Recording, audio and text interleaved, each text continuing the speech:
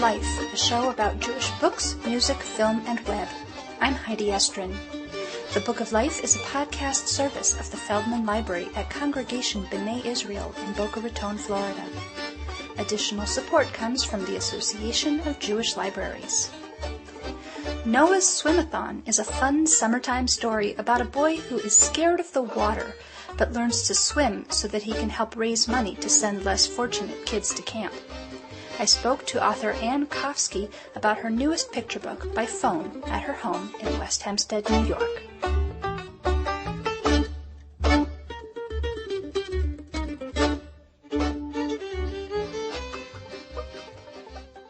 Ann, tell us about Noah's Swim-a-thon. Well, Noah's Swim-a-thon was born because every summer for the past 10 years, I guess, I have been a lifeguard at my kids' camp. And every summer there, we always run a swim-a-thon for High Lifeline, which is a wonderful charity. They run programs in camps for kids with cancer. So it's a wonderful tzedakah, and we have a swim-a-thon for them every summer. And also at the pool every summer, I teach kids to swim. So when I was looking for a good story to write, it seemed that, they always say write what you know, and that's what I knew. So Noah's Swim-a-thon is about a boy very similar to a lot of the kids that I teach who's a little bit nervous about learning to swim, and everyone tries to bribe him. Come on, we'll give you stickers, we'll give you toys, just put your face in, and they are not successful until he sees that there's a swim-a-thon coming up, and he feels that that's a good enough reason to get wet and learn to swim, and of course he learns to swim, and all good things happen at the end. One thing I was struck by was the comments that the lifeguard was making to try to get Noah to put his face in the water. He was saying, blow the bubbles so the fishies can hear you. And Noah thinks that that's really stupid because there are no fish in the swimming pool. Yes. And I remember the exact same thing when I was a kid and I took swimming lessons, and the lifeguard kept saying, oh, wave to Charlie the tuna. Sorry, Charlie the tuna.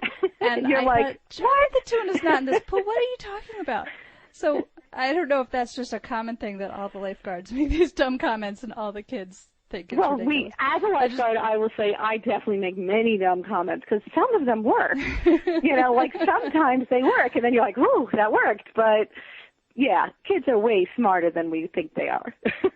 Yeah, I just found it funny because it resonated with my experience. Yeah, you know what, because, you're trying, it's a crazy thing. These kids, they're 5 years old, and they've just kind of figured out how the world works physically. Like if they do this, they fall down. If they do this, they don't fall down. And what you're telling them is, here, lie on water and it'll make you fly. And they're like, what? That's not what I figured out in my 5 years. That's just stupid. And so you're really trying to convince them to go against all their instincts, which are good instincts.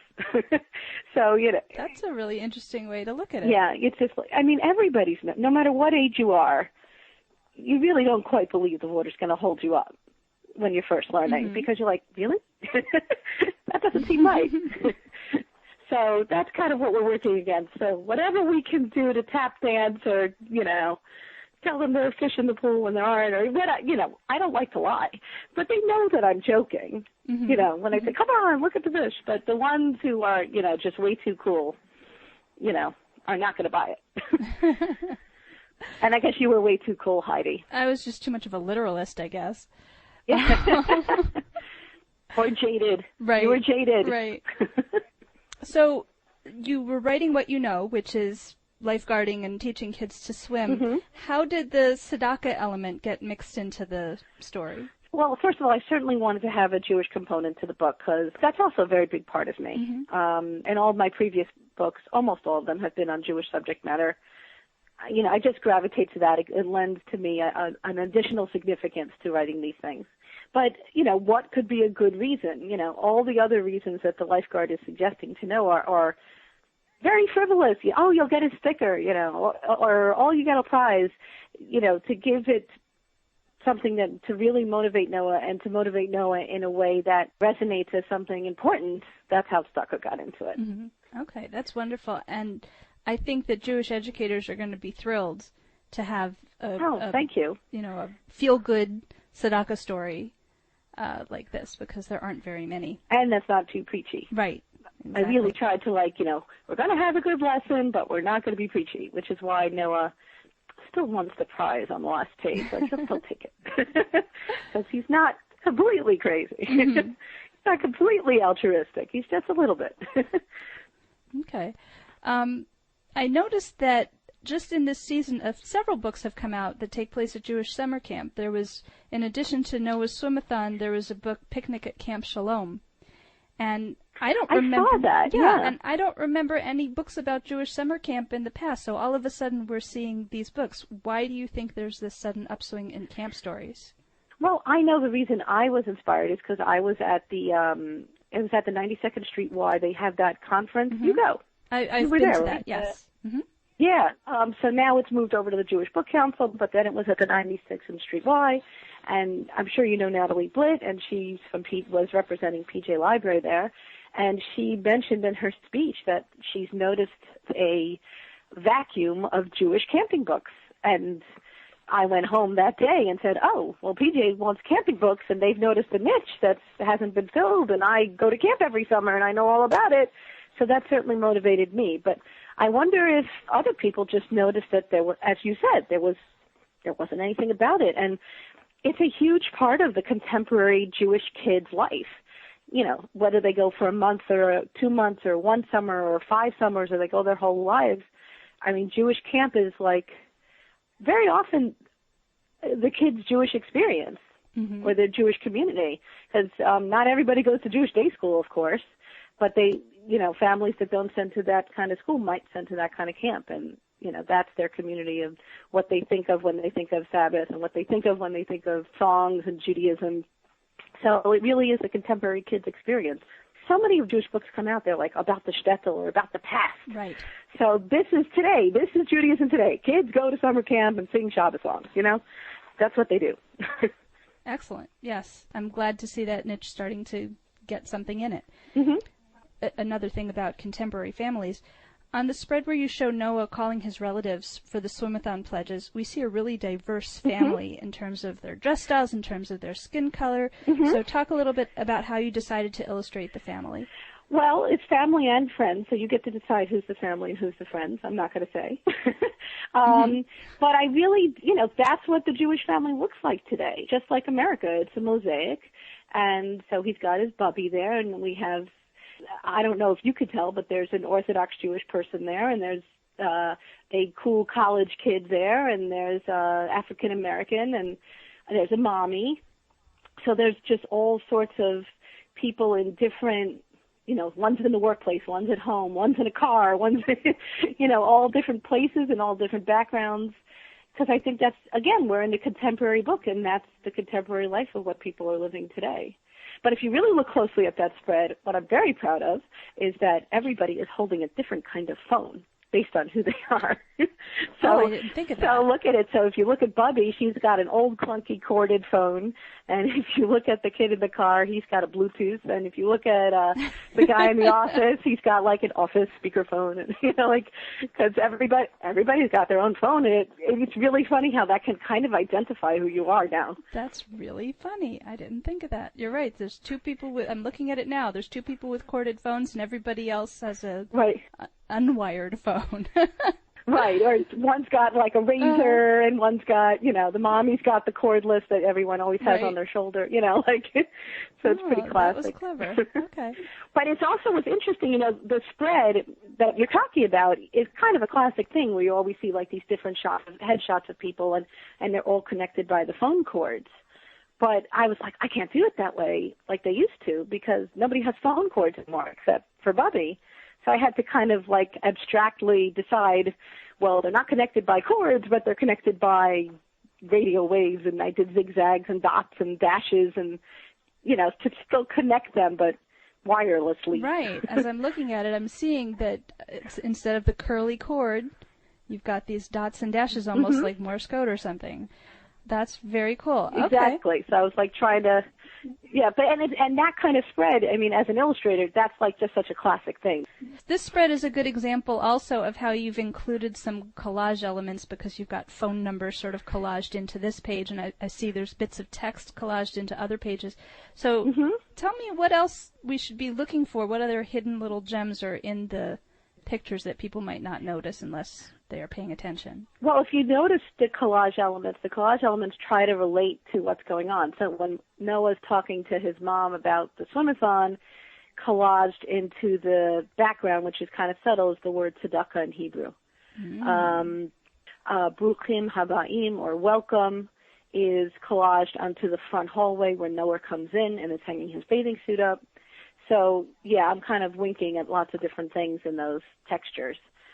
But also, like, Noah is standing in when the first time when we see that he's really unhappy in the water, if you look at the background of the pool, it says he's standing in about 1 foot of water, which I think is funny. That's 1 foot of water, no, my ankles are wet, and then, I've got the director of the camp wearing Crocs. I don't know, I just like that. And his friends are there. His friends don't say anything through the whole book, but they repeat as visual characters. There's one guy with spiky hair, and there's one guy with round hair, and so we see them in the swim-a-thon too. Mm-hmm. And when they jump in, one of them's got a swim shirt, and one of them's holding his nose. As a lifeguard, I'm just very aware of what the kids do at the pool. Mm-hmm. So this one's holding his nose, and this one's, like, anxious about jumping, and this one's doing a cannonball because he's so excited, so there's just different personalities that are showing through in the pictures. Okay, very cool. So now we can kind of think of them as individuals, not just extras in the cast. Yeah, no, I didn't give them names. I should have given them names, but I guess I did because one was spiky hair guy and one was round hair guy. So I guess that counts. Yeah. Okay. Well, I mean, it's about Noah. They don't really need names in terms of the storyline. So, no, they don't. They're just his dudes, his buddies. Right. And you've written a lot of different books. Most, if not all of them, have some kind of Jewish content too. So talk a little bit about how Noah's Swim-a-thon fits into your oeuvre. Well, I think I said earlier that a lot of my books have had Jewish subject matter.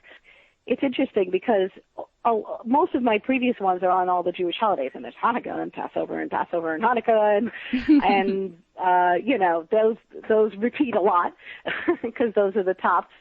But it's nice I guess it fits into my oeuvre, as you said, because it is on a Jewish subject, and it is seasonal because it's a summery kind of book.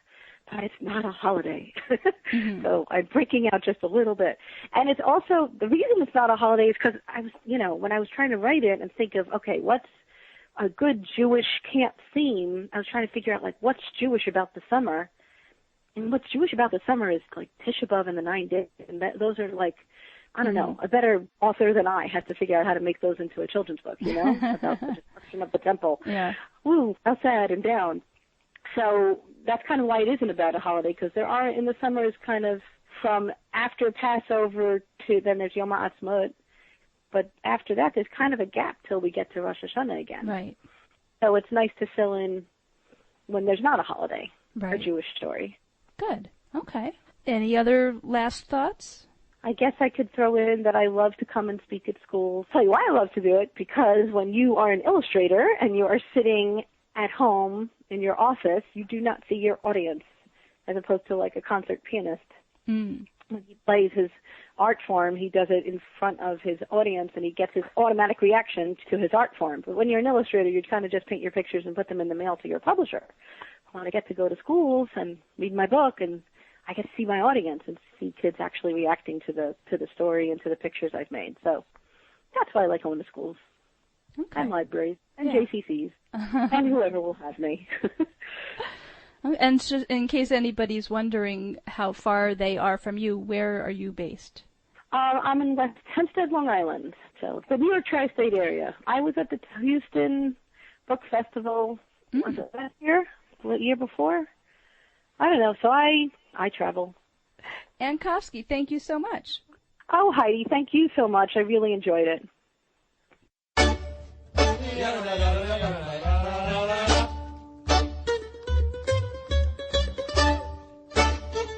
are so many ways to connect with the Book of Life. Fan us at facebook.com/bookoflifepodcast. Follow us at twitter.com/bookoflifepod. Email us at bookoflifepodcast@gmail.com or leave us a voicemail at 561-206-2473. You can also listen to the latest episode by phone at 916-313-3820. And of course, find links to everything at bookoflifepodcast.com. The Book of Life is a podcast service of the Feldman Library at Congregation B'nai Israel in Boca Raton, Florida at cbiboca.org and is supported in part by the Association of Jewish Libraries at jewishlibraries.org. Our background music is provided by the Freilach Makers Klezmer String Band at freilachmakers.com. Thanks for listening and happy reading.